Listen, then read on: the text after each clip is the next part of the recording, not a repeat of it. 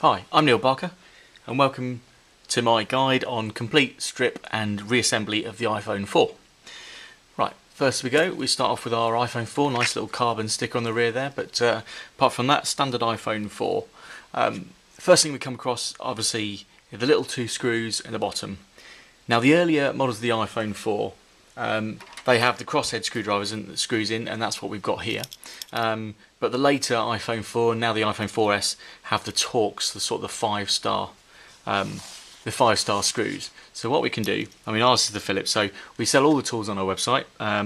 So we've got the sort of the standard Torx, just like the 1 or 2 use only ones, and we've got the professional Torx screwdrivers that you can use a lot if you're a repairer or you want to do it more often. Obviously these, we've got small Phillips screwdrivers as well, the crosshead type. So we remove these two bottom screws and they lift out like so. Dead easy to get into, but obviously, as you remember, you know, if you've got the Torx screws or the Phillips, then get the tool to suit. But we do emphasise that on our site. So right, once that's out, it's dead easy to do. You've got the rear casing, you've got the two screws out there. We're just going to put the thumb on the back. We're just going to push it towards the top. There we go.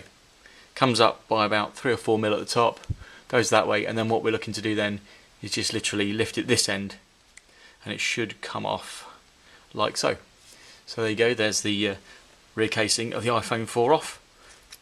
There we go, it exposes the internals of the iPhone 4. Obviously it must insist that you turn the whole thing off first before you do anything else, and you run the sort of the standard anti-static requirements before you do it, because if you put your fingers in there and you've got static, you're going to damage it. So we'll put the parts to one side, but that's the rear casing off. So if you're replacing the rear casing, that's it, simple as that. You get the new rear casing, you slide it on, and then away you go. I like to use these little trays because the screws are so many different sizes that, you know, I put them in the compartments as we go, and it's so much easier. So there's the iPhone 4. Of course, you've got the battery there, the camera, and all the innards and there. So first we can start taking out all of the parts inside. We can remove the battery first. The battery connector here has a small crosshead Phillips screw there, so we can remove that.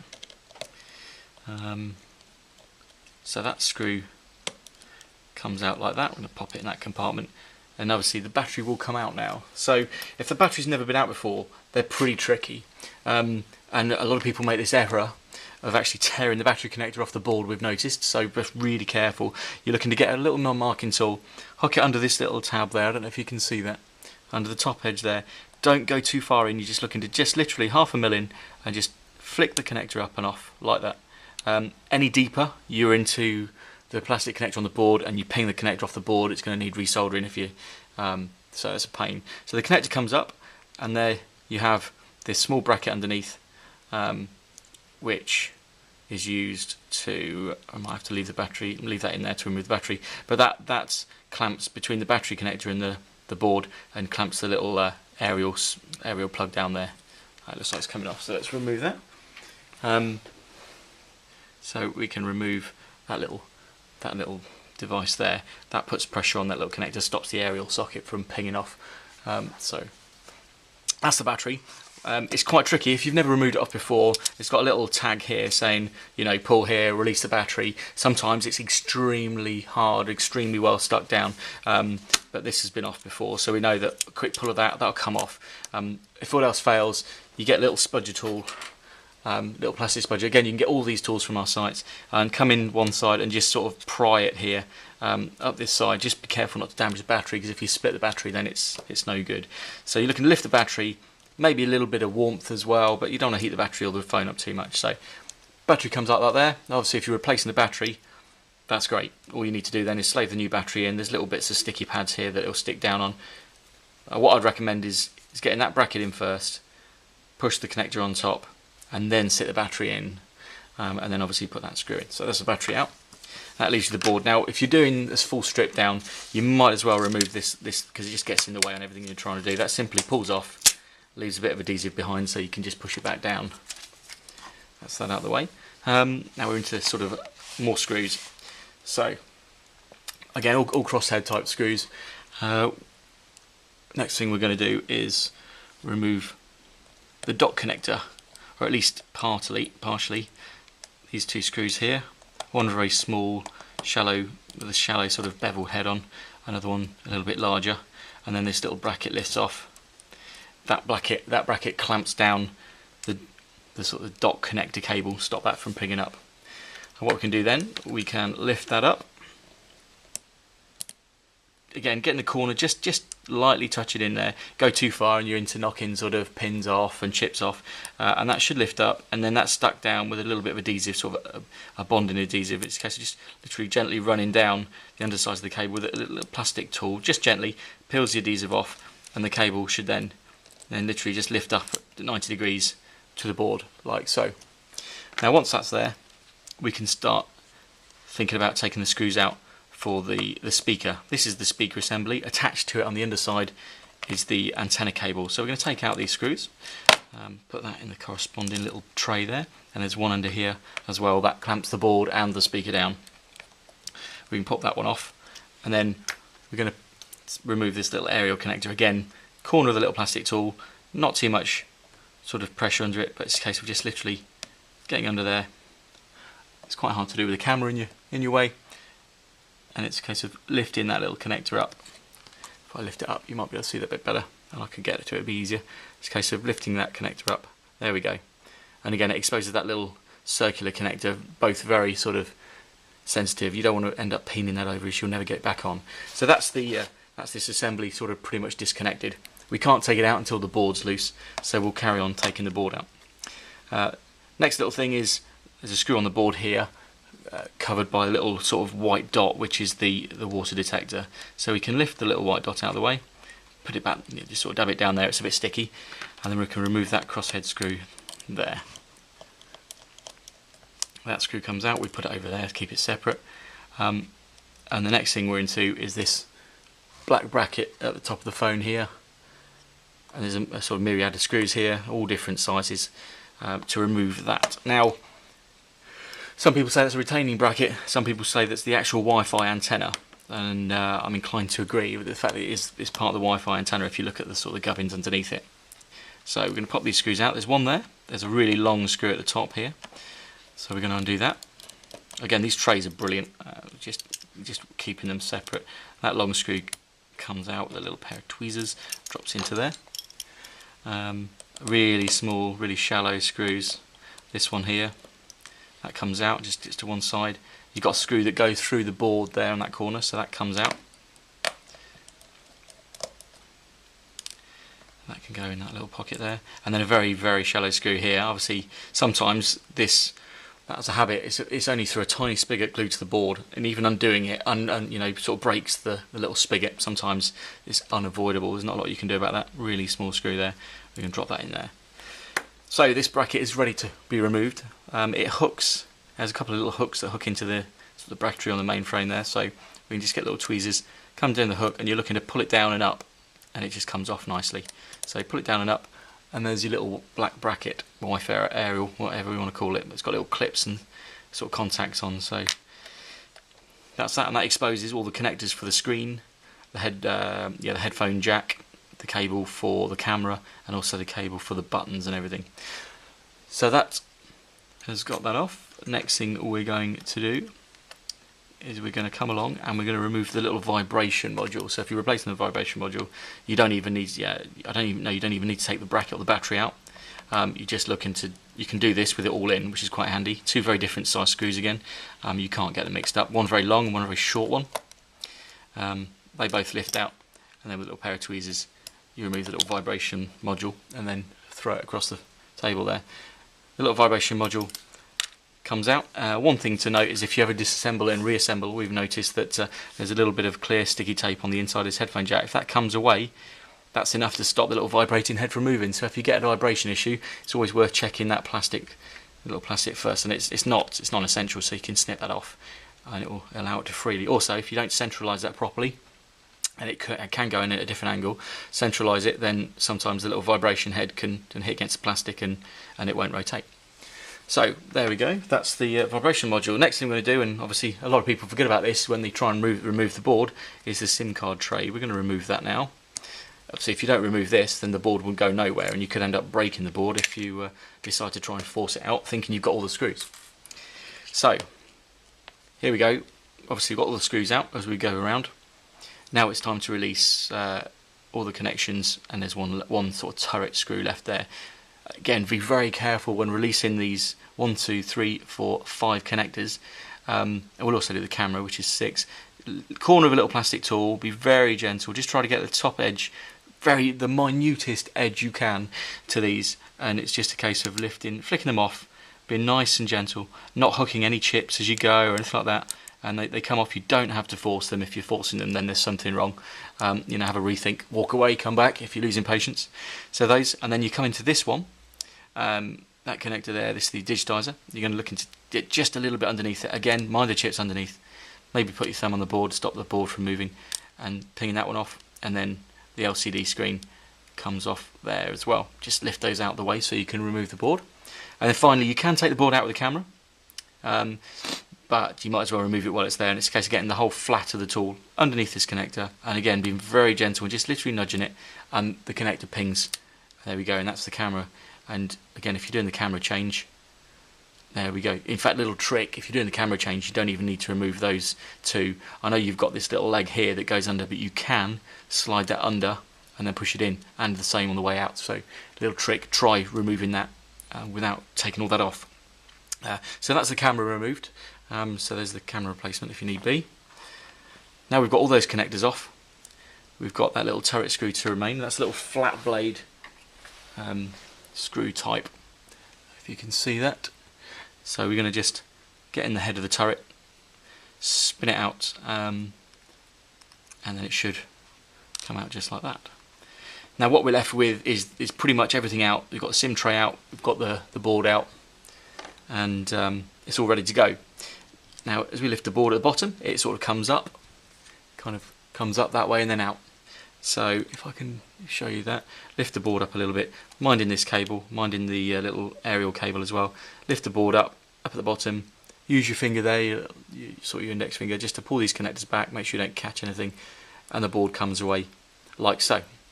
Little thing on the board, just thing to note is there's a little rubber, a little rubber spacer with a slot on it there.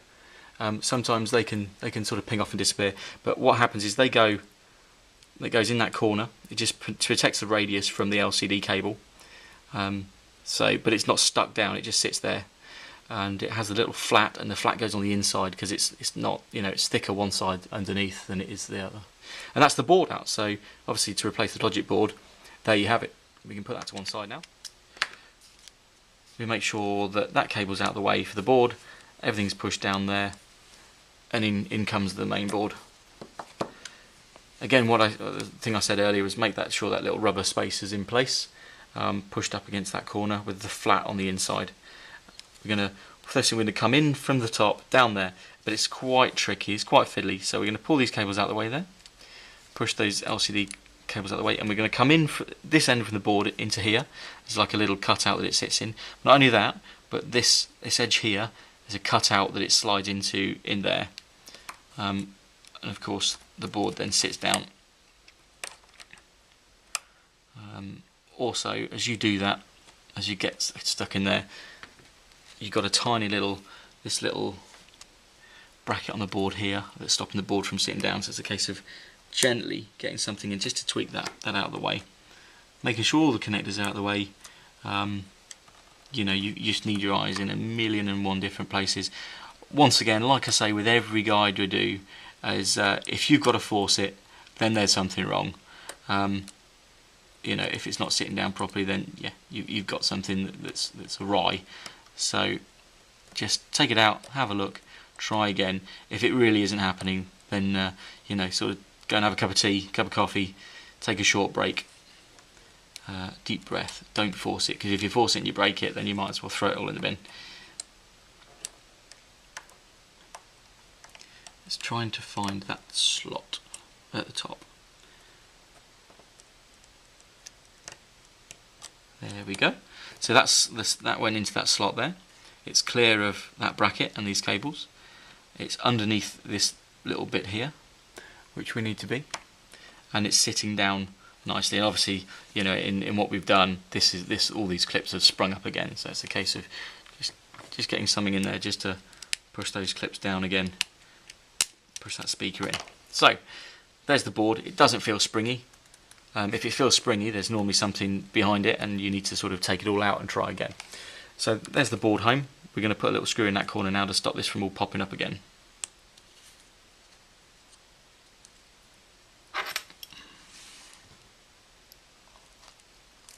Right, there's that screw there. It's got quite a large head on it, and that covers the speaker and the board.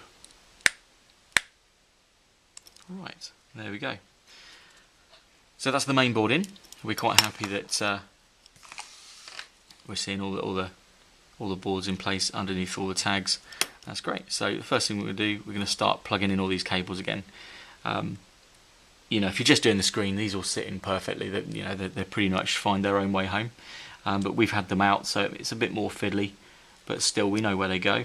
It's a case of fitting them and making sure they're all home and they're all tight. So a bit of pressure on each one, and yeah, perfect. So there's the three little cables there.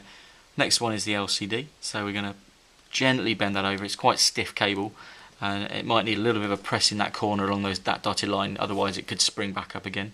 So nice little press there, run your thumbnail just over that gently, just to create that radius. And then the last thing, the digitizer comes on over. Now you can put the camera in before the cables go down or not. I mean, this shows you the other way of how of doing it with the cables in, just to prove you can do the camera without removing the screen connectors on.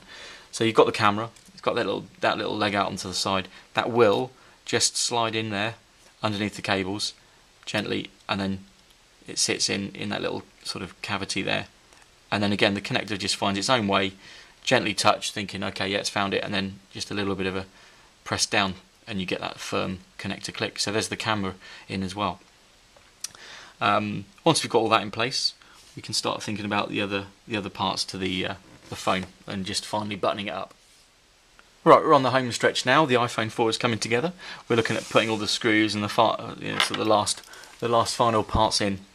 Now, next thing we can do, we can put this cover in that covers all these connectors to make sure they stay home. But first things first, we've got that little castellated screw at the top that can go in. So that goes into that corner there. That holds the top left of the board in and the headphone jack in place, and just holds it all together. And of course that gives us the screw thread for the top bracket to go through.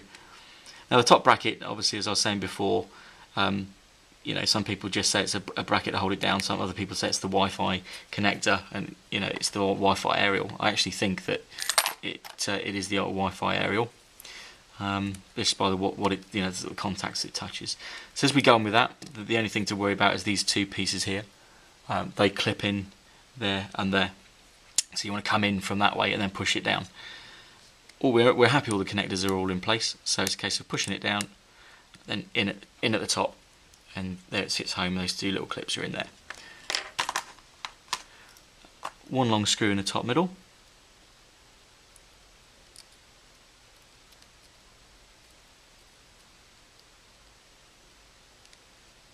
Obviously with my guides, they're quite lengthy. I try not to cut so that you see all the ins and outs of it. You know, I don't use a phone that just falls apart in your hands, that, you know, it's been apart a million times. This has been apart, but not down to that level. So, you know, you see it real time, really. All it takes is patience and being a bit aware of where it all comes apart. You need to get a bit of a tool organizer. Nice little work surface, bit of light, and you've got to try and keep the tabs on where all your screws are coming and going, because there's so many different sizes. Let me put this down, it might be a bit easier. You know, so many different screws of different sizes that you really need to sort of keep a tab on where they're all going and where they all go to. What you don't want to be doing is putting sort of too long of screws in too short of holes, and they end up punching through the board.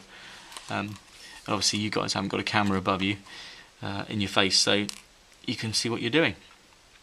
All I say is, you know, if you're finding like you're getting frustrated with it, you can't do something, it's best to stop, leave it, you know, ship it into us, ship it to you know, a repair site, or give us a call up. We can advise you, rather than break it.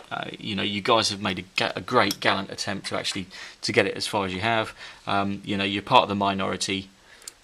part of the minority that will give it a go anyway. And you know, if you don't try, you don't learn anything. And yeah, so you know, all else fails, get it into us. But you know, have the confidence. Give it a go. We've got all the parts on our sites. You've got all the tools. You've got all the help you need on our phone numbers. You know, our guys, our engineers would advise you happily. Yeah, so and commend you on being sort of brave enough to want to do it yourself. It's all about learning. Every day's a school day. Right, so the little vibration module. There's me rambling on. Vibration module drops in that top right corner, and like I was saying before, get the 2 screws in place. Sit it down and make sure it's in the middle of its orientation before you nip it up. The only reason I say that is because if it's tipped to one side, you can get that little rotating head sometimes hits against there and it just won't vibrate. It won't do anything. So we've got the Wi-Fi cable in there, all the different screws, the little vibration module. Next thing down this bottom corner is we're going to put the aerial connector. Now the aerial connector again finds its own way roughly where it is or where it was, but if you're replacing it, it might not have the bend in the right place. But this one probably requires the most patience. I will make it look easy, but I promise you it's not. Whatever you do not force it home, because if you do, it's such a delicate connector that you can peen the edge over on either part, and it just, again, I say it a lot, but world of pain. Need a little bit of a kink in that connector, make it a little bit shorter, and sit it on there. And again, I don't want to cut from this because I want to show you real time what it takes, but these connectors can be sometimes a little bit perilous. Yeah, so there you go, it's on. Give me a nice little firm click, and that's your aerial connector. So if that goes wrong, you can't get that on, you'll get no service, which nullifies the fact that, well, you need a phone. So that's in there. Next thing we do, we're going to put this connector on. Now my advice for this connector is it's got adhesive all the way under here, don't stick it down until you get the connector on. So put the connector on first, find its home, nice little click there as you heard, and then press from top to bottom down to the cable and it finds its own way in there, perfect. It's got a little retention bracket on there to stop it from pinging off if you kick your phone around or anything. This will only go one way, like so. 2 different size screws. You've got a tiny beveled screw that sits on the outside. There it is, just there.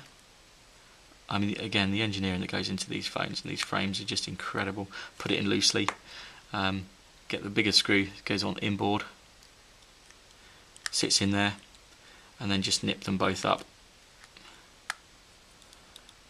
There we go, nice firm press on there to make sure it's all in. One of the last screws to go in is this one here, and that's in the side of the board. I kept that nice and separate. And as you'll find on your iPhone, that'll have a little white dot above it, little sort of liquid dot that you can replace. In fact, I've got it down there. Red on one side, white on the other, and obviously if it gets wet, it's like litmus paper. The white just turns red, and they know that your iPhone's got a bit damp. You know, it's not necessary, but I'll put that back on there just to show where it goes. There we go, push it down. There you have it. So, we're nearly there now. Last few screws. The SIM dock can obviously be replaced back in there. Simply slides in, clicks in. The battery adhesive strip, as we said earlier, it's easy to take that off instead of have it flapping while you're trying to repair it. Just sits it in, and then you just push it down either end there on its adhesive. Last but not least, and this is the one thing that most people get wrong, is this little retaining clip there has to go in before the battery. A lot of people put it in after the battery. It goes in first, and it sits in, and what it is, the little rubber blob sits above the aerial and the aerial plug to hold it down, because if that pings off, you lose service. So that goes in there. Hold that down with your finger, get the battery connector, and then come in with your thumb, locate it, push it down with a nice little click, put the screw in. You can let go now. Put the screw in place. There we go. Down on the battery, and then you can just literally push the battery in. The cable folds and drops down, sort of comes down and comes back up again, takes the slack off, and then the battery sits in there nicely with that tab. last but not least, obviously we've got our rear casing. It's just worth giving it a rub. And like I said, when you repair these, when you fit your new casings or your new covers, your new screens, always check on the sort of the back and the front for any clear. They'll tend to be a clear patch over there to stop, like a dust-free cover on the back of the lens as well as the front of the lens, and there'll probably be a clear cover that goes over this little graphite strip as well. Okay, peel all that off, as well as obviously on the other side. But yeah, final thing is just to give it a wipe, make sure there's no dust in the camera lens, give it a blowout, and yeah. So the rear cover goes in pretty much where it sets off, with a 2-inch gap, or 2mm gap there. It sits down. You can see it's flush and it's sat into the phone, and then all you do is just push it down, push it down, put downward force there, and then slide it back. And what you'll see then is that the rear casing's actually slid down towards the phone. Last but not least, obviously the 2 screws in the bottom, and we can put those in Phillips or Torx depending on what sort of screws you've got. One last thing I'll see as you change the screen, just remember there's a clear, sometimes coloured backing on the back of the screen as well before you put them in.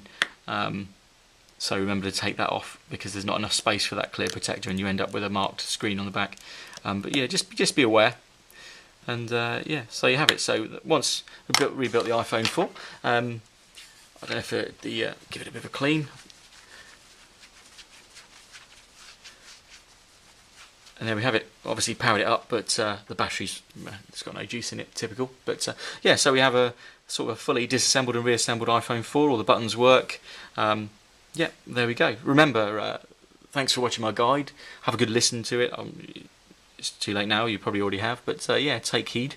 Take all the little bits of knowledge that other people don't tell you that I've dropped in there. And also all the tools, things like the ISSMO tools, all the screwdriver sets, the tweezers, all available on our site. You can't beat these tools, and the ISSMO is just one of the best. So yeah, all the tools, all the parts, all of the knowledge and all the help on our website. So I'm Neil Barker, and thanks for watching this rather lengthy iPhone 4 repair guide.